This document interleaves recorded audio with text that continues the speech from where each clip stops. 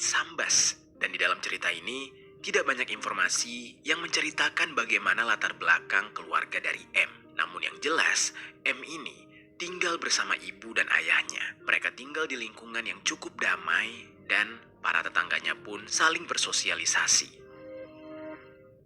Di lingkungan tempat dia tinggal, M ini dikenal sebagai anak yang baik dan juga sopan.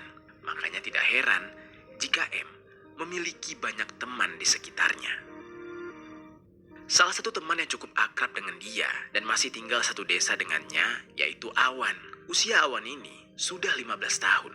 Dia 2 tahun lebih tua daripada M. Awan ini memiliki latar belakang pendidikan yang berbeda dengan M. Awan sudah putus sekolah. Alasan dia putus sekolah karena dia tidak memiliki biaya untuk melanjutkan pendidikannya itu. Ya, kedua orang tuanya sudah bercerai dan yang memprihatinkan, Awan ini ditinggal sendirian. Dia menumpang di sebuah rumah peninggalan kedua orang tuanya dan kedua orang tuanya itu tidak tahu ada di mana. Namun entah bagaimana Awan ini bisa menyambung hidup, entah kedua orang tuanya masih memberikan dia nafkah atau justru Awan ini hanya berharap belas kasihan para tetangganya. Namun yang jelas, Awan sering sekali mencari cara untuk bisa mendapatkan uang. Dia benar-benar berjuang dengan hidupnya meskipun umurnya masih sangat muda. Di saat itu, kebetulan sekali dia mempunyai sebuah handphone dan dia memanfaatkan handphone tersebut sebagai sarana agar dia bisa mencari uang. Dia melihat sebuah kesempatan, yaitu pada game online. Game online yang dia pilih adalah Mobile Legends, karena dia tahu anak-anak di sekitarnya itu senang bermain Mobile Legends. Mulai saat itu, Awan menjadikan Mobile Legends sebagai tempat dia untuk mencari uang.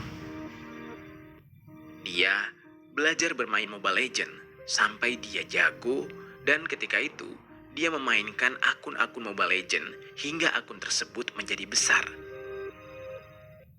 Lalu setelah akun itu besar, dia menawarkan akun tersebut kepada orang sekitarnya, teman-teman bermain Mobile Legends-nya yang mau membeli akun dengan kualitas yang baik. Dan ternyata hal itu cukup lumayan uangnya untuk Awan menyambung hidup. Bisa dikatakan, Awan ini merasakan hidup yang menderita semenjak ayah dan ibunya bercerai, namun dia tidak pernah menyerah dalam menjalani hidupnya. Makanya, ketika dia menjadi seorang penjual akun Mobile Legends, dia sangat menggantungkan hidupnya kepada game tersebut. Dan setiap harinya, yang menyemangati Awan justru teman-temannya. Awan tidak lagi merasakan kekosongan di dalam hidupnya karena teman-temannya itu mensupport dia. Lalu, hubungan antara Awan dan juga M, mereka adalah teman yang sudah kenal cukup lama. Hubungan mereka berdua bisa dikatakan sangat akrab. Mereka sering sekali bertemu untuk main bareng atau mabar Mobile Legends bersama.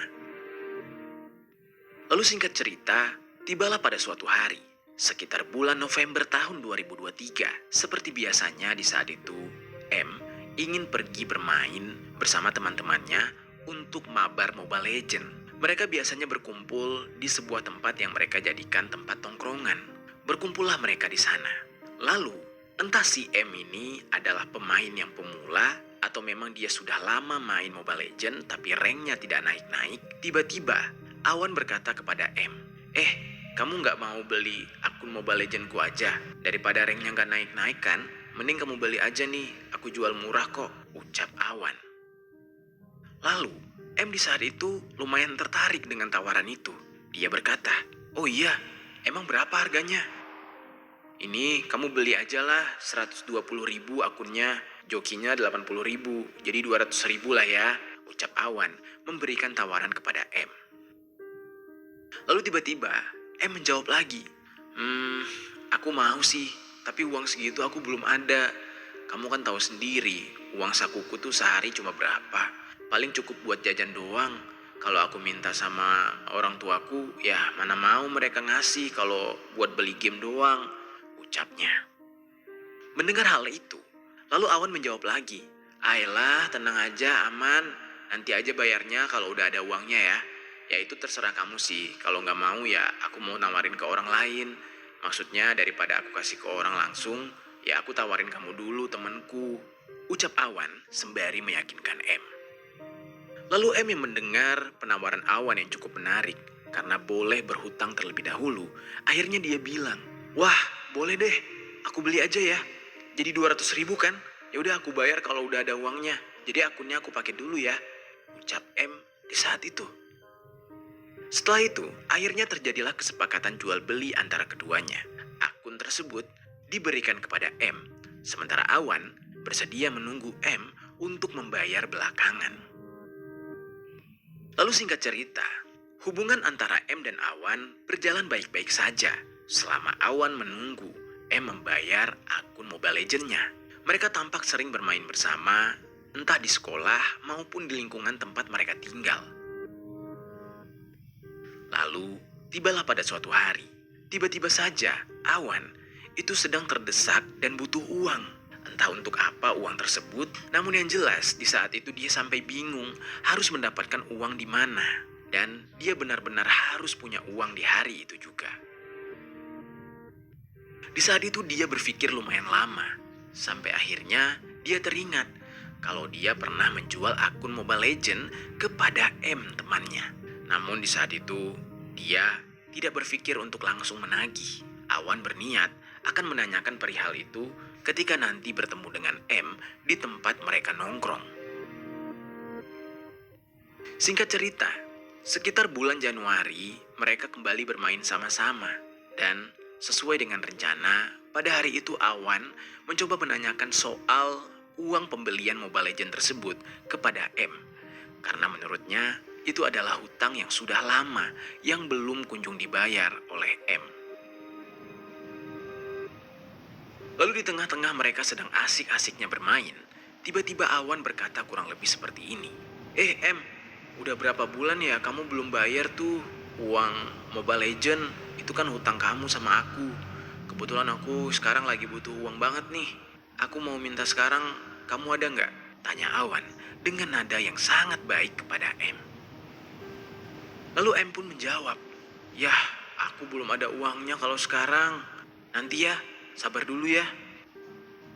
Lalu Awan bertanya lagi, "Kamu nggak bisa ya kalau diusahakan dulu, bayarnya sekarang?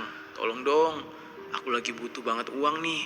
Sumpah nggak bohong," ucap Awan lagi, sembari memohon kepada M agar dia bisa mendapatkan uang penjualan akun Mobile Legends tersebut. Lalu M kembali berkata, "Ya aku lagi nggak ada. Apa yang mau aku kasih ke kamu? Aku beneran nggak ada uangnya kalau sekarang." Di saat itu, Aw yang tidak bisa memaksakan M untuk membayar, akhirnya memilih untuk diam. Mereka melanjutkan untuk bermain. Namun tidak dapat dipungkiri, pada saat itu, dia merasa kesal. Dia kesal kepada M karena M ini seperti tidak ada effort, tidak ada usahanya untuk mengganti atau membayar uang tersebut. Lalu, ketika mereka lanjut bermain, setelah beberapa jam, tiba-tiba saja, entah sedang apa, di saat itu, M tanpa sadar mengeluarkan dompetnya. Kebetulan sekali Awan duduk di dekat M, melihat di dalam dompet M, ternyata ada terselip sejumlah uang. Dan tidak hanya itu, Awan juga melihat kalau di belakang casing handphonenya M terdapat sejumlah uang yang menurutnya bisa dibayarkan kepadanya sebagai cicilan hutang membeli akun Mobile Legends-nya. Lalu Awan di saat itu merasa sangat kesal dan dia langsung bertanya, "Loh, katanya kamu gak punya uang, tapi aku lihat tuh di dompet kamu ada, terus di belakang handphone kamu tuh ada." "Ah, bohong ya?" ucapnya kepada M. M di saat itu pun menjawab, "Iya, itu uangnya mau aku gunain untuk keperluanku dulu. Nanti ya kalau yang beli akunmu, nanti ya aku bayar." Lalu Awan bertanya lagi, "Emang itu untuk apa? Kan kalau udah ada uangnya tinggal bayar, aku kan juga butuh." M pun kembali menjawab, "Ya biasalah kebutuhan untuk beli rokok, buat nongkrong-nongkrong," ucap M kepada Awan. Mendengar jawaban tersebut, Awan merasa sangat geram. Pasalnya, dia mengira uang tersebut dimaksudkan untuk kebutuhan ya berupa bayar sekolah atau keperluan yang penting untuk makan. Tapi malah uang tersebut hendak dia gunakan untuk membeli rokok dan nongkrong-nongkrong. Hal ini benar-benar membuat Awan merasa tidak dihargai karena dia sudah menunggu lumayan lama namun tidak sepeser pun uang tersebut dicicilkan kepada dia. Sementara dia sendiri sedang sangat butuh-butuhnya. Temannya malah lebih mementingkan untuk membeli rokok ketimbang membayar cicilan tersebut. Meskipun di saat itu dia sangat geram, namun Awan ini tidak berani untuk berbuat apa-apa di saat itu.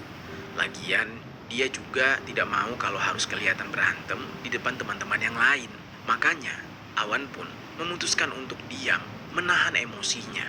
Di dalam hatinya, emosinya sudah memuncak dan dia akhirnya punya dendam kepada M. Dendam Awan ini sampai menimbulkan niat jahat di dalam hatinya. Dia sangat ingin membalaskan rasa sakit hatinya kepada M. Namun, di saat itu, dia benar-benar masih menahan hal tersebut.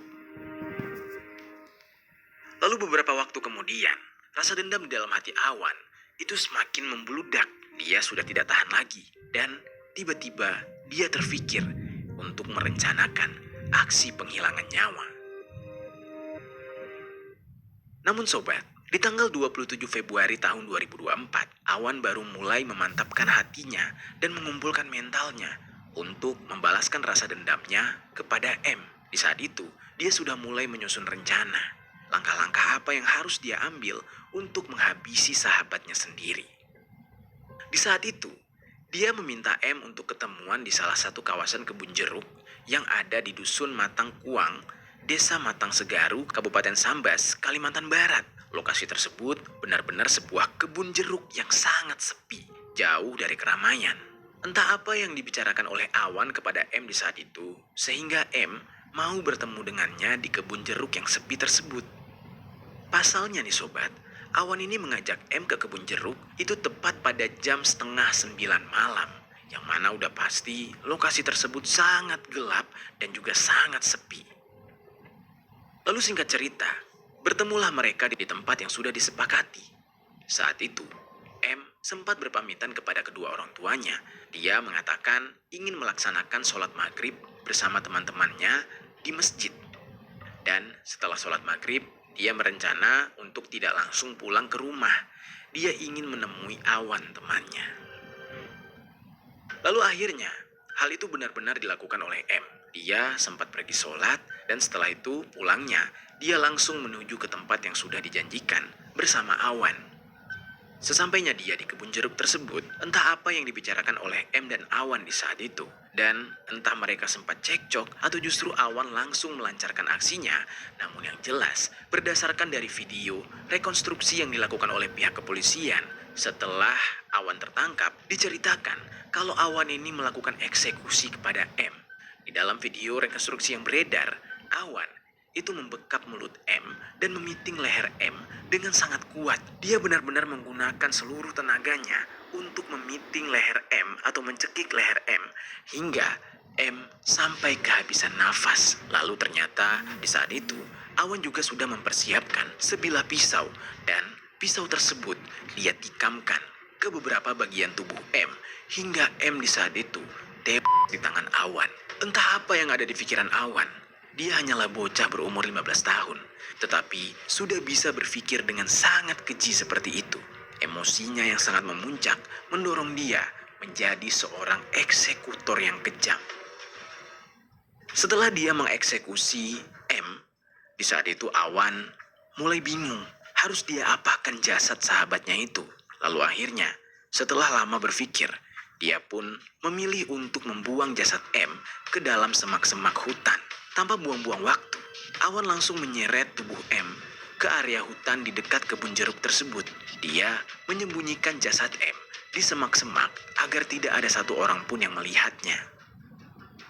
Lalu, tidak hanya sampai di situ sobat, Awan yang juga takut aksinya ketahuan, kemudian pulang ke rumah dan bersiap-siap untuk melarikan diri.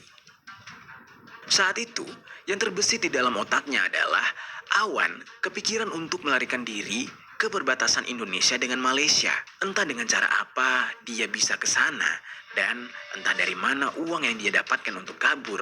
Namun yang jelas, dengan beraninya AW ini pergi sendirian ke perbatasan Indonesia Malaysia tersebut. Lalu di samping itu, ketika hari sudah larut malam, keluarga dari M mulai merasa khawatir. M yang tadinya izin pamit untuk sholat dan ingin bertemu dengan temannya tidak kunjung pulang. Dan dia benar-benar tidak ada kabar sama sekali. Namun di saat itu, kedua orang tuanya berusaha untuk berpikir positif. Mungkin saja anaknya itu sedang main ke tempat temannya dan keasikan bermain sampai tengah malam. Karena beberapa kali anaknya ini sempat seperti itu juga. Lalu, orang tuanya pun berusaha untuk menunggu M pulang. Namun setelah ditunggu sampai larut malam hingga bahkan sampai dini hari, M tidak kunjung pulang dan orang tuanya juga tidak kunjung mendapatkan kabar dari M. Mereka sudah sempat menelpon, bahkan mengirimkan chat kepada M, namun tidak ada jawabannya. Lalu mereka pun mengambil tindakan untuk mencari M dengan menanyakan kepada teman-temannya. Namun sayangnya, tidak ada satupun dari teman-temannya tersebut mengetahui keberadaan M. Dan bahkan, sebagian teman-temannya itu ada yang sudah tidur karena sudah larut malam. Karena itulah, akhirnya keluarga M mulai melaporkan kehilangan anaknya ini kepada pihak kepolisian. Dan di saat itu, seperti biasa, harus menunggu 1 kali 24 jam karena M baru saja hilang.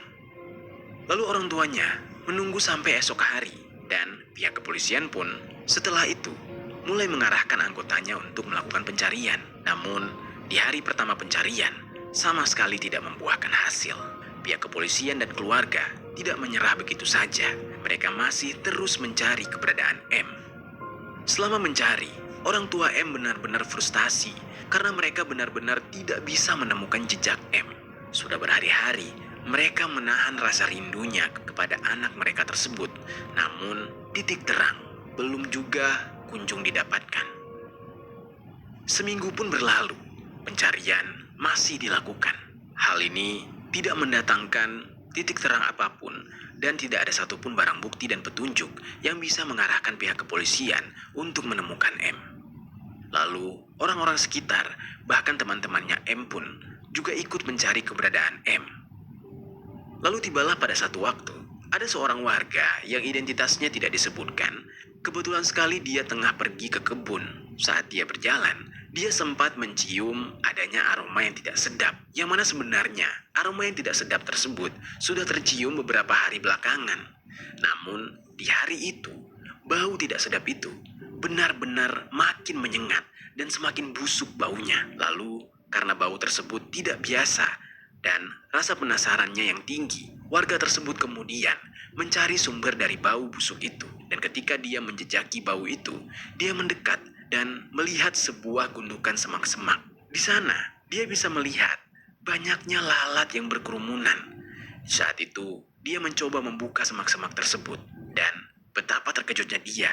Ternyata yang dia lihat adalah sesosok tubuh manusia yang sudah dalam kondisi membusuk. Menemukan hal itu, warga tersebut kemudian berlari sambil berteriak. Dia di saat itu mencari pertolongan. Dia menuju ke arah keramaian dan menyampaikan apa yang baru saja dia lihat. Beberapa warga yang mendapatkan berita penemuan tersebut langsung menuju ke tempat yang dimaksud untuk memastikan apakah benar itu jasad manusia. Dan pada saat kerumunan warga melihat hal itu, ternyata jenazah tersebut tampak seperti seorang anak remaja yang kemungkinan berumur 12-13 tahun, mirip seperti ciri-ciri anak yang hilang di desa tersebut. Namun, untuk memastikan kebenaran itu, warga akhirnya melaporkan temuan tersebut kepada pihak kepolisian. Pihak kepolisian pun datang ke lokasi kejadian. Pihak kepolisian langsung melakukan evakuasi terhadap jasad itu bersama tim forensik. Dilakukanlah tahapan pemeriksaan, yang mana akhirnya setelah diotopsi, tim forensik pihak kepolisian mendapatkan identitas dari korban dan dapat dipastikan kalau korban itu adalah anak yang hilang dan sudah dicari semingguan ini, yaitu M. Setelah mendapatkan identitas dari M, selanjutnya pihak kepolisian langsung melaporkan hal ini kepada pihak keluarga. Pihak keluarga yang sudah selama 1 minggu mencari M, di saat itu sangat kaget. Mereka mendengar kabar tersebut, langsung berteriak histeris dan menangis. Tidak menyangka anak mereka harus berakhir dengan sekeji itu. Di samping itu, pihak kepolisian mulai melakukan penyelidikan terhadap siapa pelaku dari kasus ini. Dan dari beberapa barang bukti yang ada di TKP, pihak kepolisian berhasil mengidentifikasi pelaku, yaitu dari sidik jari dan dari keterangan teman-teman M. Lalu, dugaan pihak kepolisian semakin mengerucut kepada salah seorang anak di desa tersebut yang sama-sama hilang berbarengan dengan hilangnya M, yaitu Awan. Tanpa menunggu lama, pihak kepolisian pun mencari keberadaan dari Awan yang diduga sebagai pelaku. Namun di saat itu, pihak kepolisian tidak menemukan Awan di kediamannya, di kediaman peninggalan kedua orang tuanya tersebut.